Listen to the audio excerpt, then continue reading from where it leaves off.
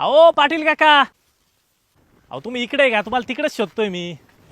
अहो काय नाही, हे झाडांना पाणी द्यायचं होतं ना, म्हणून आलो होतो. बोला काय म्हणता.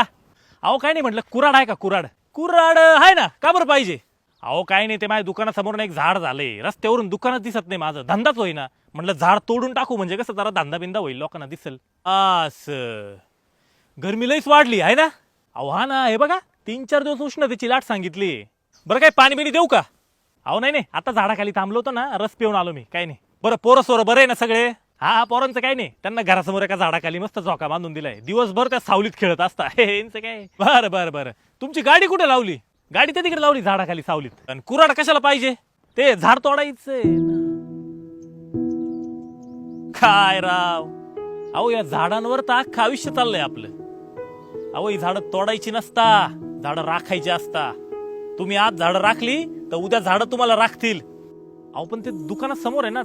अहो मग उलट त्या झाडाला खत पाणी घाला, त्याला वाढवा, म्हणजे त्याच्या सावलीत लोक थांबतील आणि तुमच्या दुकानाचा धंदा होईल. काय चालतंय, येतो काका. बरं दुकान कशाचं आहे तुमचं? अगरबत्तीचं. आणि ते झाड कशाचं आहे? चंदनाचं.